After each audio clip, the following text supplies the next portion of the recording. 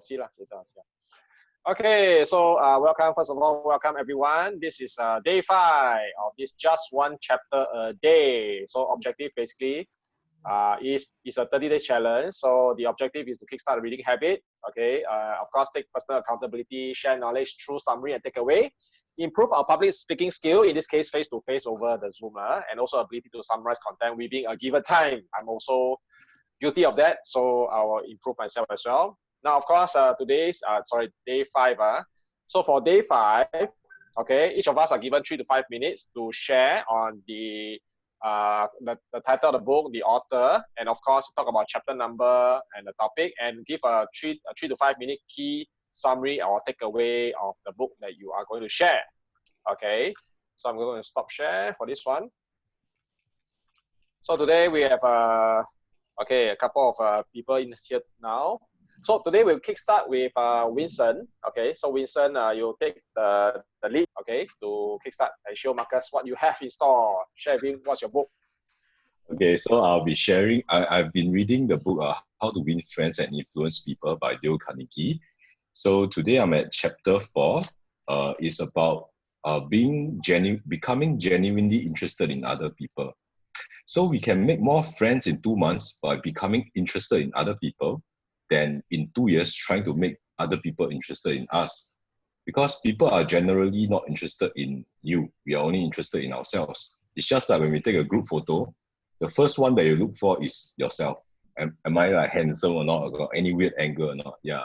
So if we are merely trying to make friends by trying to impress people and get them to be interested in us, we'll never have true friends. So if we need to make friends, let's put ourselves out to do things for other people that require time, energy, unselfishness, and thoughtfulness. So when we receive a phone call, right, how we respond, how we say the first hello is very important as well. So let's greet them with enthusiasm and interest to show that we are actually happy to have received their call. I'm actually quite guilty of it because my voice is a bit deep. I need to spend a lot of extra effort to sound excited. Yeah, so I'll work on that. And then there's this story about a guy.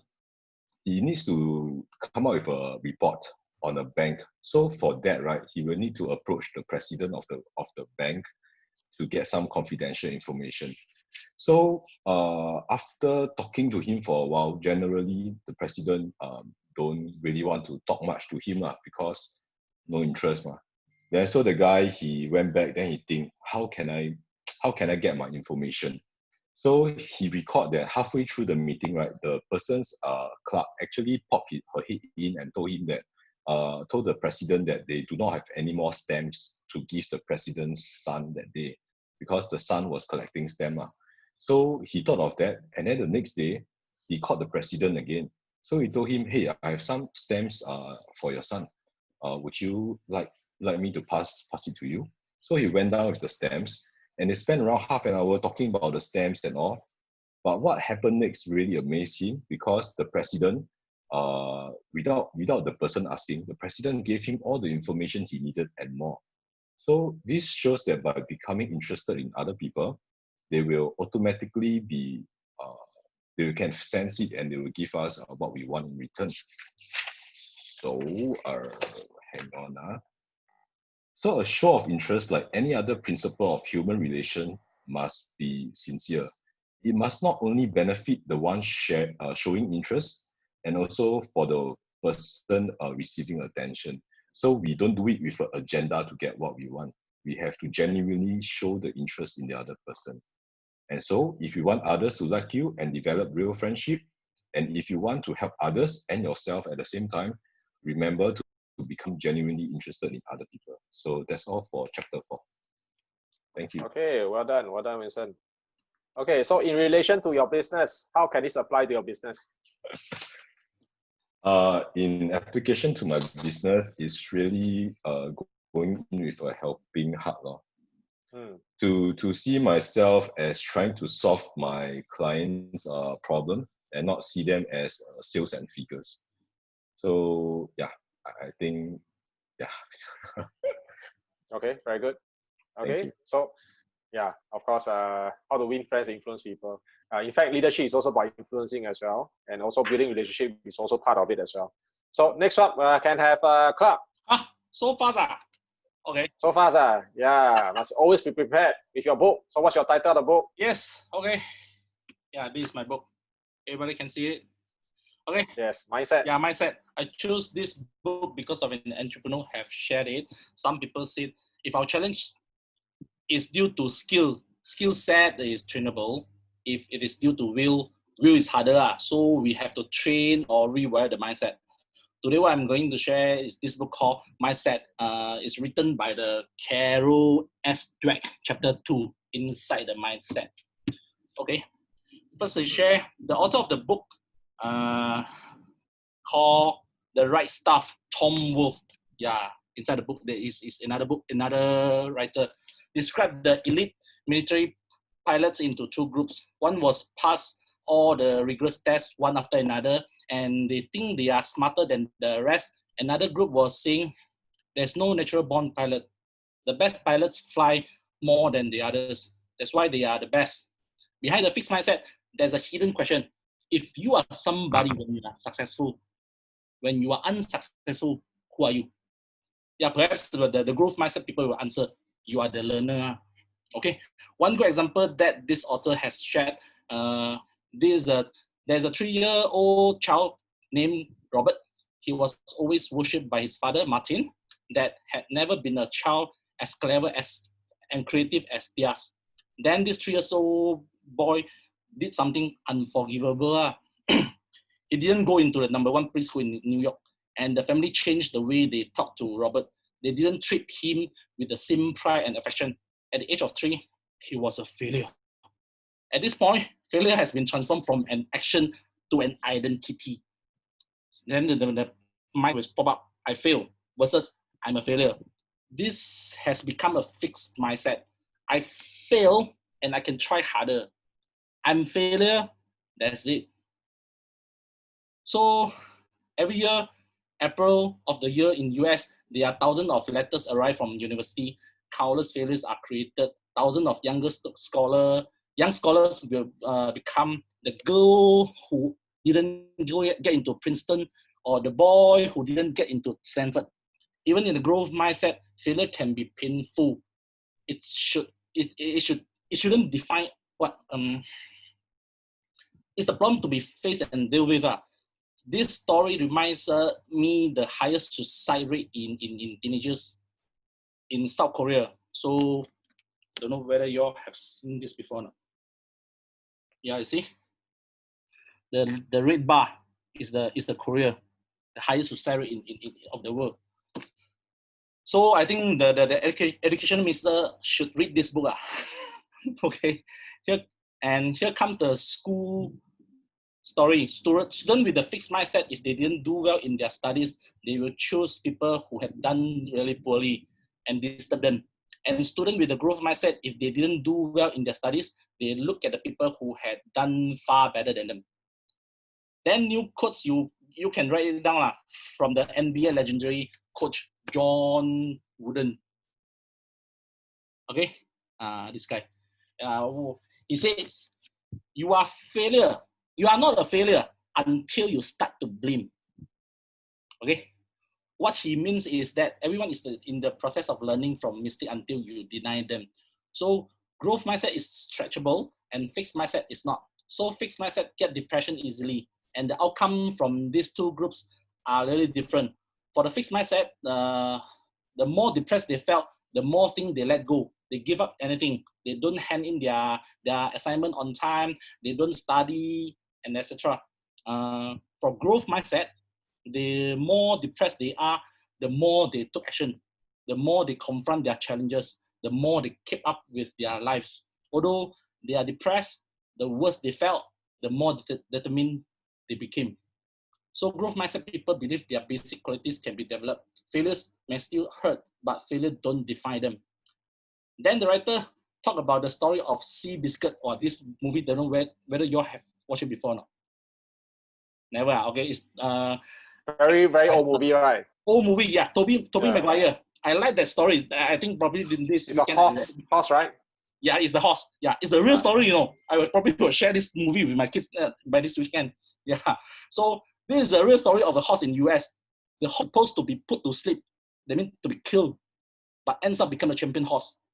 So the spirit of the story are worth to share. So this is what I have shared today, and probably tomorrow I will share the question and answer from this author. Thank you. Okay, very good. Yeah, I think we can have one session about movies. Then we watch the inspirational movie. Then we share the movie. What's the takeaway from movie? Very good idea.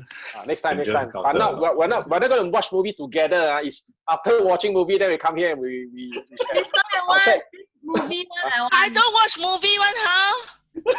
Never mind you. Anyway, let me check whether Seabiscuit is it in Netflix or not. I'm gonna check it out. Andrea, daughter's going to say, let it go. No, old movie already. Already not interested anymore. Maybe we can watch the what's the name ah? 那个 the guy 跟他的儿子的 shit 什么？ the Will Smith one. 啊 shit Will Smith one. Karate Kid 的。No, 不是。No, Will Smith and Will Smith go through a lot of That's a real story. The Pursuit of Happiness. Yes. yes. 我喜欢那个嘞 Pursuit of Okay, Happiness. we come back to the books first. Movie next time. Yeah, movie next Sorry. time. Overshot. Sorry, I changed the title already. Librarian can movie club or not? Librarian. Another club. Okay, so in fact, just now when Clark mentioned Coach John Wooden, Coach John Wooden is also the mentor of John C. Maxwell. Okay, so later I'll share more. Yeah. So next one, can we have Angela? Angela, come. What's your book? Oh, my book is about leading change that matter. So it's actually by a business owner called Tam King Leng. Cannot see today my straight. Okay. Anyway, it's okay. So chapter 4 is about assessing change readiness. So it doesn't matter that you get where you thought you wanted to go, if it is where you need to be when you get there. So evaluating readiness is very important. So this chapter is about how do you assess the change, whether everybody is ready to change or not. So you will learn how an overnight task, but it's also not a protracted process. So it is concise, targeted, and based on a needs analysis. So that's means if we want to change something in an organization, we need to know the needs analysis as well. So how to evaluate the readiness authentically? Let's say if you are in a client consultation, so many will always skip the usually people will skip the assessing readiness or only give a light touch before moving on to a more planning process of whether they are ready to change or organization is ready to change or not. So he said that in key terms for assessing readiness, okay, we need to have details, examples, and the experience that the client actually can explore for future. So there are a few pointers that how to understand a broad understanding in terms of sufficient for us to assess the readiness. So you need to know who are our stakeholder that affected by the change, and who are the change facilitator team. This is where the viable strategies comes from, and through change, who are the support network that we have, and is there anything that we need to have somebody or a stakeholder that need to be unique because each individual are different. So the team need to analyze the readiness to change. So in long term, there may have diversified relationship within the change facilitation team through its middle manager network, or even a grounded type of personality that relates well up and down around along the organization. So the change adoption plan need to be approached strategically as well. So that's mean to change, they need to have a detailed plan that is foundation for getting a change initiative. It's also a basis for effective planning and implementing with groups that is being affected by the change.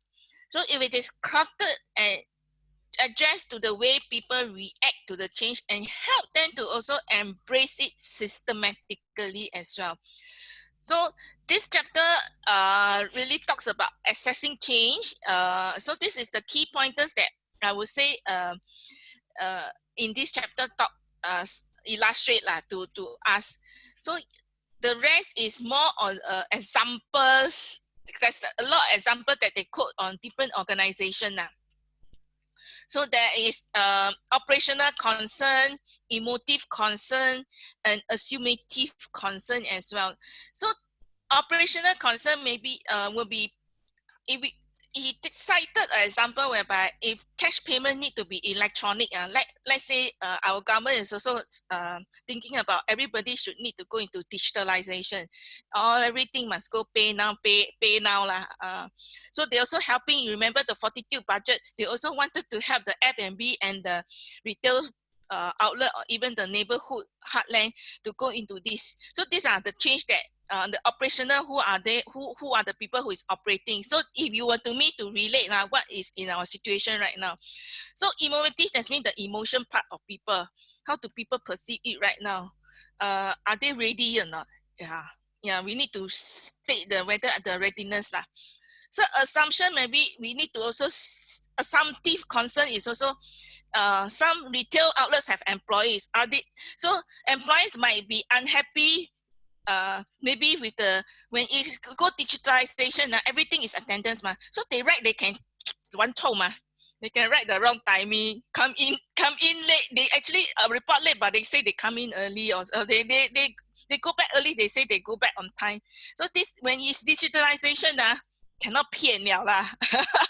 So this is the assumption.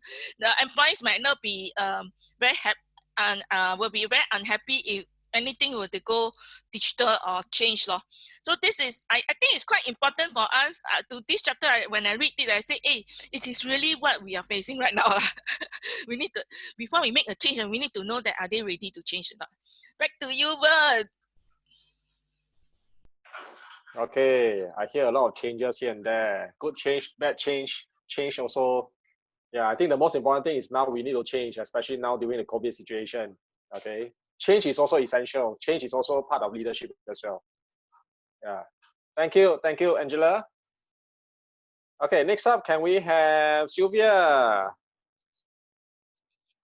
Sylvia, share with us your book, and at the same time, which chapter you are reading. Sylvia, you need to unmute yourself. Okay, I'm Sylvia. I am going to share this book, Questions Are the Answers by Ellen Pease. So I'm now sharing the chapter 1 of this book. So chapter 1 is the first step.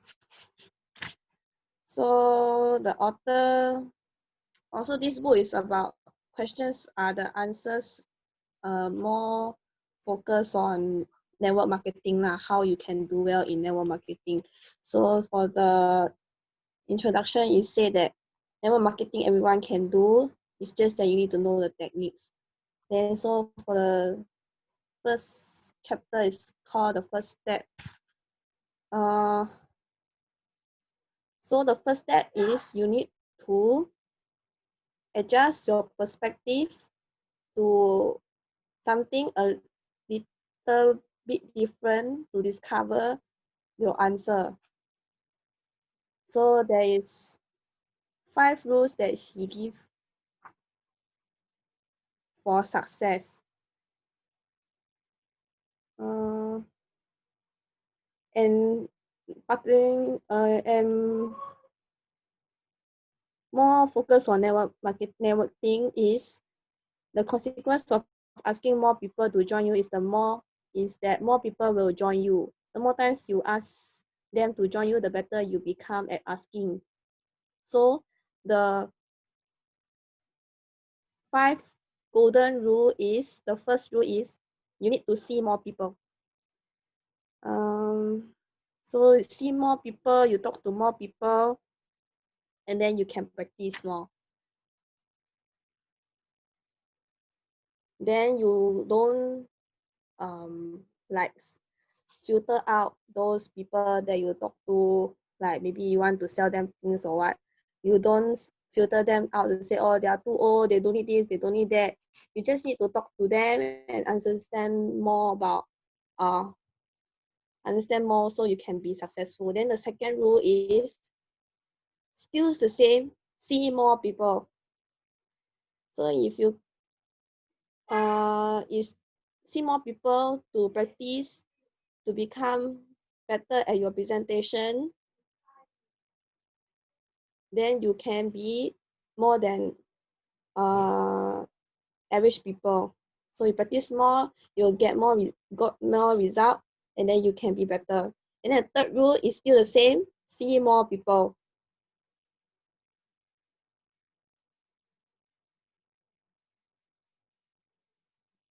If you obey this rule, you become very successful. Yeah, so the main thing is to see more people, to practice more, and then you can be better. Fourth rule is the use of averages. So you don't think like you see more people, then you get depressed because a lot of people say no. So if you see more people, you think the good side to say that then the author give average. So like maybe you say you go to, like she give one example to say when he go and sell sponges door to door last time when he was a kid.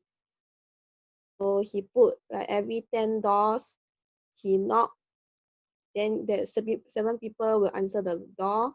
4 residents will listen to his presentation of selling the sponge, and then after that he'll make 40 cents. And after that, so you just think of the positive thing lah. Say that you think that 10 people, you'll have like 4 people will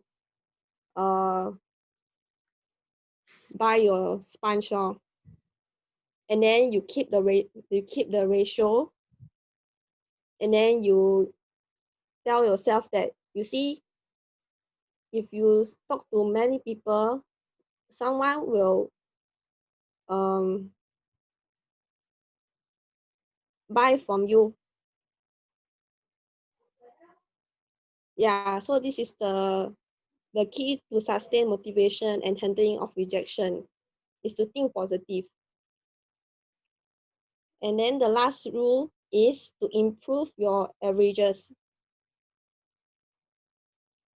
Just after you know your pattern of your, like how you sell things, how you present yourself, then the next thing is how you can be better, because you already know the ratio of your success already. So how can you make your success become better? So it's the thing to improve your average.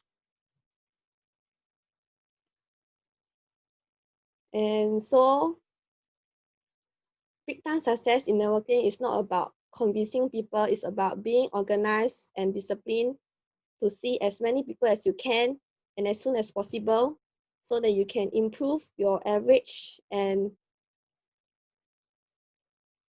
it's the only learning process. Yeah. All right, thank you, Sylvia.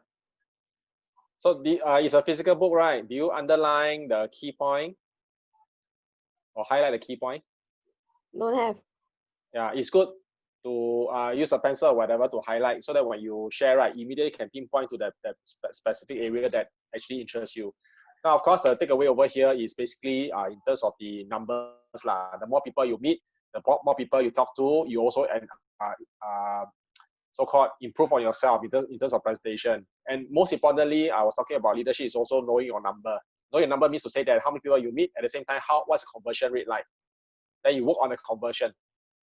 Okay, then Sylvia was mentioning how to improve your conversion.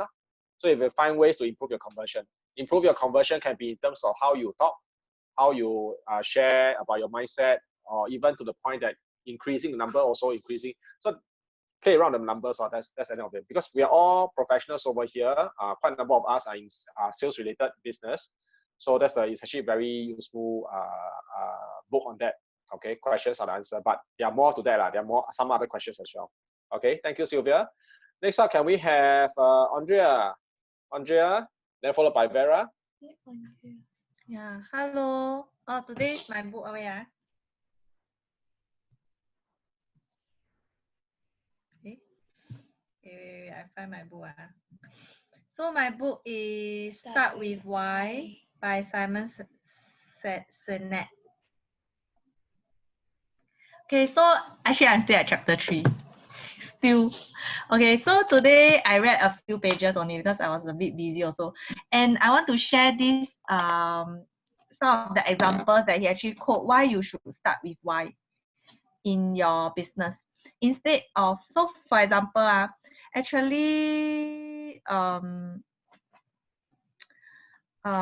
okay, so for example, MP3, right, is actually not invented by Apple. They also did not invent the technology that became the iPod.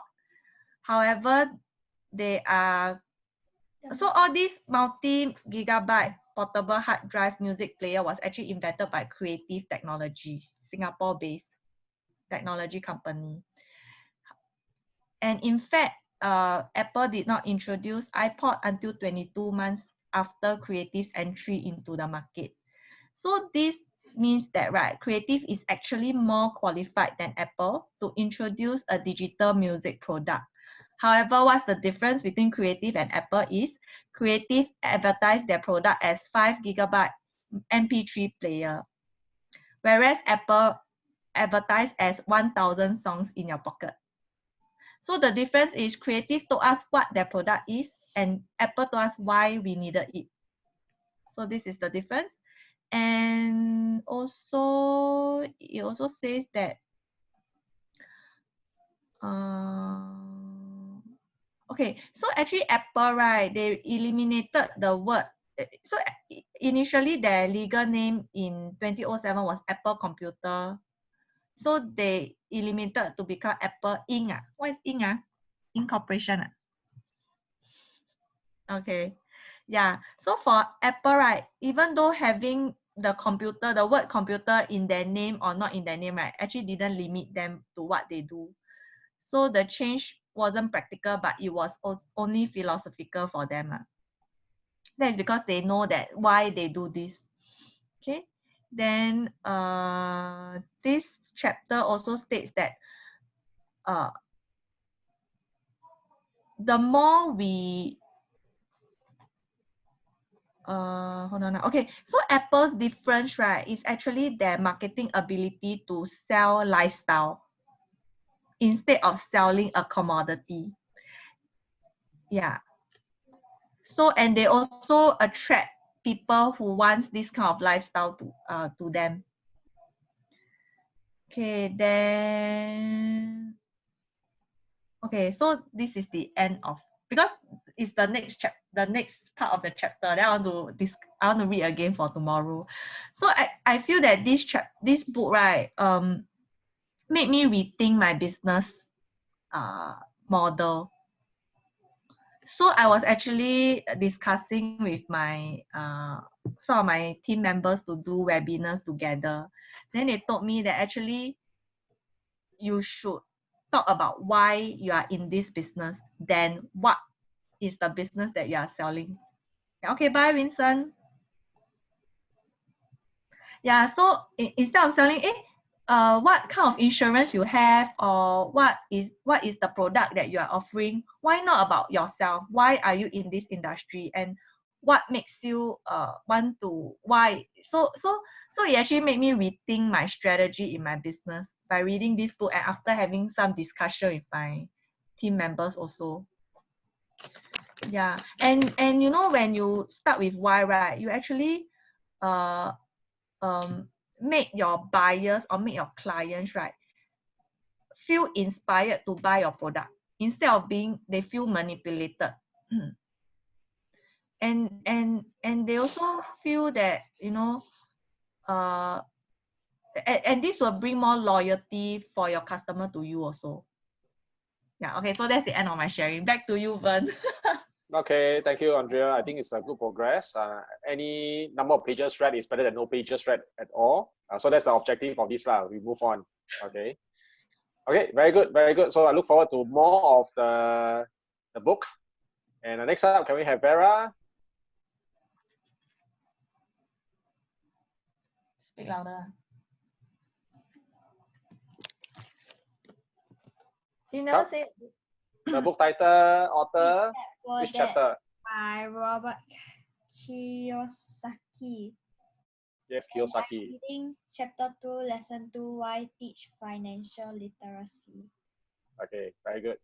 So in 1990, his best friend took over his father's empire, which is doing a better job than his best friend's dad did.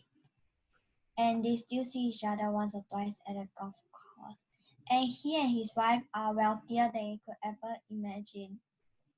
And Mike is his best friend, and Mike is now grooming his son to take his place as his dad did with Robert and his best friend. So in 1994, he retired, and his wife at the age of 47 and 37. But retirement does not mean that they are not working. For them, it means that bearing unforeseen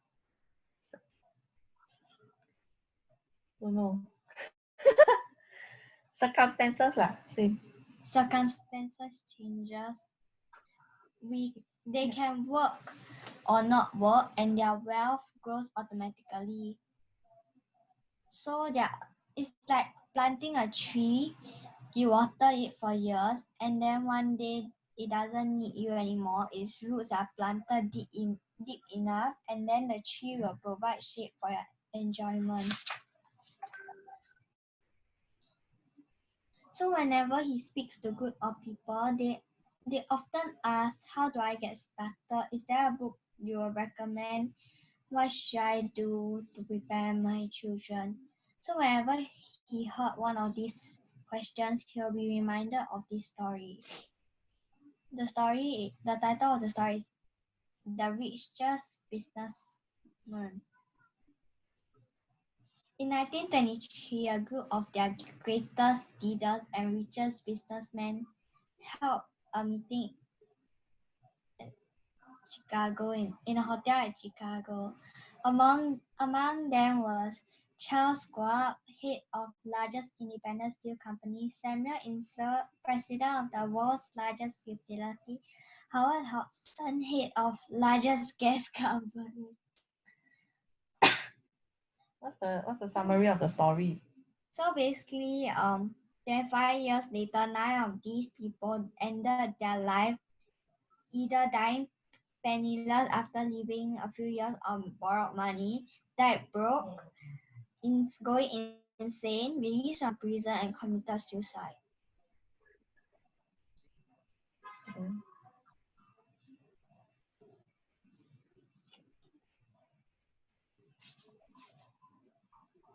So there's this story about a young basketball player. At that day, he was 29. He claims that his friends, attorney and accountant took his money, and he was forced to work at a car wash at minimum wage. He was fired from the car wash because he refused to take off his championship rings while he was wiping the car. His story made national news, and he was appealing his termination, claiming hardship and discrimination. He claims that the ring is all he has left, and if someone took it away, he will crumble. So he knew millions of people that became millionaires, and some people have gone richer and richer.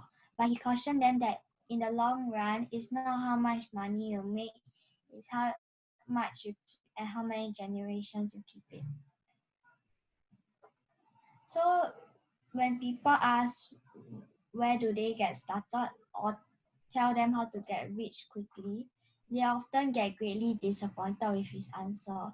He simply said to them, if you want to be rich, you must be financially literate. Talk about this. The assets one, is it? And liabilities. So there's this quote: rich people acquire Assets. assets. The poor and middle class acquire liabilities that they think are assets.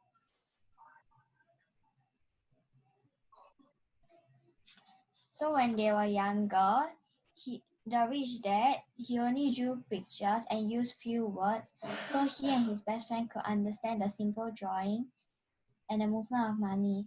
Then later years, the rich dad began adding numbers. Then at that day, Mike has gone on to master much more complex and sophisticated accounting analysis because he had to run his father's empire. So this one, rule number 1. Rule 1, you must know the difference between an asset and a liability and buy assets. What is assets? Rich people acquire assets. So rule number 1 is you must know the difference between Assets. asset and liability and buy assets. And assets put money in my pocket, liabilities takes money out of my pocket. What? Correct? Hmm. And later on in accounting, right, they will go on to income statement and balance sheet. So we will read this tomorrow. Read this. What? Read tomorrow. Cannot, you don't understand, then how you say? Okay, we are I done. read 100 times, I want to understand it. Okay, I think for this one, right, sometimes if you don't understand, you go back to your mom, okay, to ask her to explain to you. It's very important. So the next time can make more money as well. Okay, but well done, Vera. Well done. I think a few key points about the assets and also liability. It's also important for us to know what's asset, what's liability as well, so that we know whether we are going to be rich or we're going to be poor. Okay, but that being said, books definitely are very good assets for us to increase our knowledge. Okay, so for myself, okay, I'll try to be quick as well. So today I'm going to share chapter 5 of this book. Okay, Good Leaders Ask Great Questions. Okay, by John C. Maxwell, who is one of the leadership guru. And in chapter 5, it talks about how does leadership work. Okay, so inside here is a collective of 9 questions in relation to how does leadership work. So of course, a lot of people think that leadership is about attitude. So good attitude, you should take out leadership role. Actually, it's not really so. Rather, leadership is about influencing. It's about influencing. It's about the ability to influence another person to follow your lead. Okay, and basically in that sense, right? Their first question. Okay, first question: does everyone have potential to become effective leader? Okay, so what do you think? The actual fact is everybody do have the potential to lead on some level, and it also can become better at leading. Okay, because leadership is developed, it's not discovered. Okay, and it's a process. So there are 3 components that comes into development of a leader. The first component is actually environment. Okay, now if you think about it, if you have friends in an entrepreneur environment, that means their family members are entrepreneur themselves, most likely, okay, the person yourself will also become entrepreneur. If the families are artists, most likely the child would also most likely also become creative in a sense, naturally. So if they're into sports, most likely you'll be sports towards the sports. So same thing over here. If your families are leaders, okay, they exhibit certain sort of quality of leadership, most likely you'll develop your leadership younger. You also identify your leadership skill earlier as well. Okay, so that's one aspect. Of course, even if you're not in a conducive leadership environment, that doesn't mean that you won't be able to develop leadership. You'll still be able to do it, just probably harder. Okay. So secondly, of course, exposure. Okay, exposure to great leaders. That's also one aspect to it. Okay. Basically, great leaders speak. Okay. You also get ideas from reading their books. You can listen to great leaders. You can read their books. You can watch their YouTube video. Okay. Many things that actually can get access to leadership as well. Next one will be equipping. Okay, so basically it's intention for leadership. Okay, so leadership, like I mentioned, is influence. It can be taught, and of course you can learn to connect with people. You can learn to communicate. You can also learn to plan and strategize. Okay, because leadership, since it can be taught, so people can be equipped to lead. Now, of course, over here the second question how can you become a leader right from where you are, even if you're at the bottom? Okay, now you don't need a title or position to become a leader. Basically, as long as you have the desire to lead, the willingness to learn, you can become a leader as well.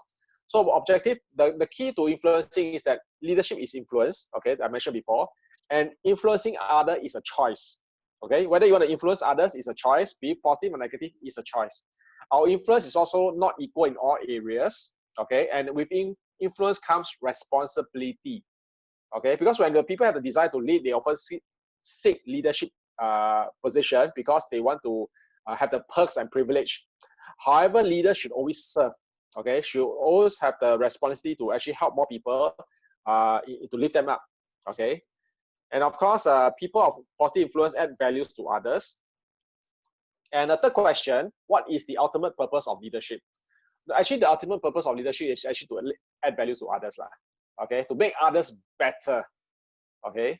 So of course, you can do that by doing certain things. Say, for example, listen to their stories, ask questions, make their agenda your priority, believe in them, okay? Discuss ways to accomplish their vision and create plan for them, help them to achieve their vision, okay? So these are some of the things I can do with your team member, okay, in terms of that. Now, fourth question, what's the difference between delegation and application responsibility? Delegation means to say that you recognize their ability, their capability, their strengths, and basically pass the job over to them, okay? The other word is actually dumping it, irregardless whether anybody can do it or not. So just dump it there. Hopefully someone can take over this job. And usually it's on a negative environment. I'm frustrated, I don't want to do it. Yeah, you go and do it yourself. That kind of thing. Now, the fifth question, what's the greatest challenge in answering the call to leadership? Now, if you want to become a great leader, you must become willing to make tough choices and uncomfortable decisions. Because at the end of the day, your choice does affect, okay, other people's as well, or even the whole organization. Now, it may include courageous decision, okay, especially in organization that is at the line already, okay, that's on the line, and only when people in a certain position were able to make courageous call to either make or break. Now, second one is also priority decision. And third one is basically change decision, because most people don't like changes, they fear and resist it, okay? So decision to change is actually also very important. Now, creative decision, you have to think outside the box, okay, and make the team break through barrier and cover new ground. The next one will be people decision, okay? It's even more difficult to decide because people decision means to say that you realize that this person is probably not suitable for this project anymore, and you need to release them out. So this actually may result in conflict, situation, and challenges. So it's also a very tough decision. Now, sixth question, can a leader actually lead and serve at the same time? Can they lead and serve at the same time? Okay. Over here, if you want to be the best leader, okay, you actually need to be a serving leader. And to serve is also a choice, okay? So what it takes to serve others is really your control. Say, for example, serving others is an attitude. It's about attitude. Serving others is also a motive. Okay, what's your motive issue? What is your value? Okay, what's your value issue? So these are some of the things that you need to look into. Number 7, what are the top skills required to lead people through sustained difficult time, especially now? Now, I think for some people, it's considered a difficult time. What is the top skill required?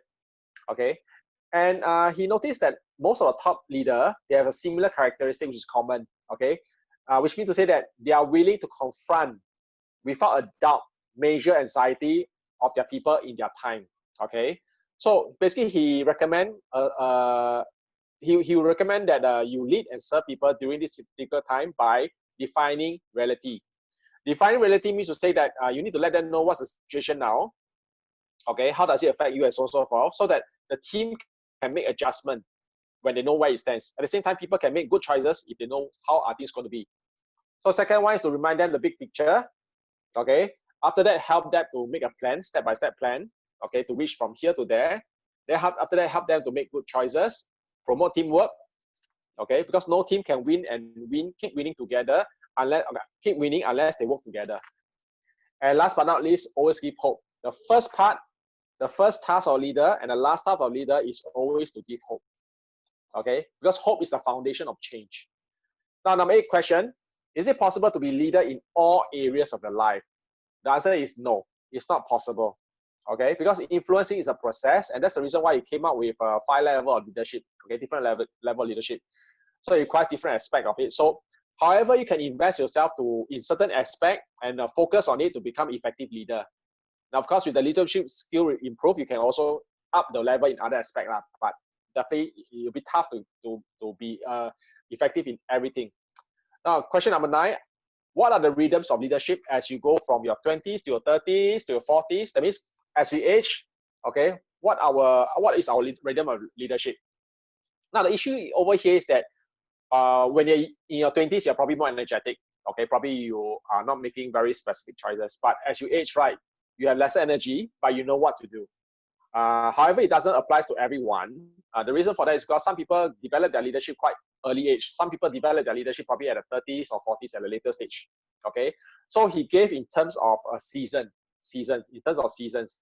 So there are 4 seasons as we know it. So different season we do different things. So first season that we have is the winter. So it's a season for planning. That means setting your goal, your direction, your dreams, and so on and so forth. Spring is the season for planting. Then summer is a season for perspiration. Autumn is a season for produce. Okay. So if you think about it, you can identify what is your season and do the respective thing. So in this book, it does give a deep understanding lah.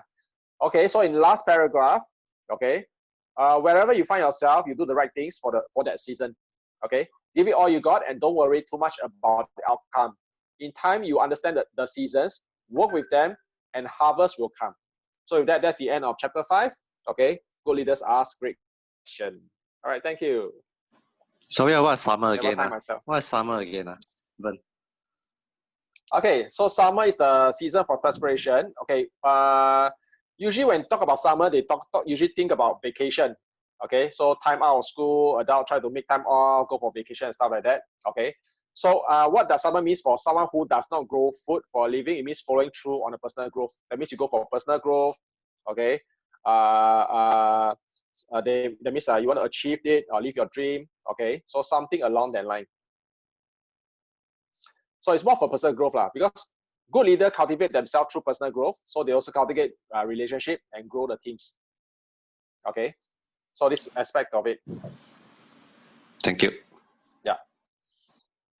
So with that, that's the end. So today we end around quite okay, 10:52. All right.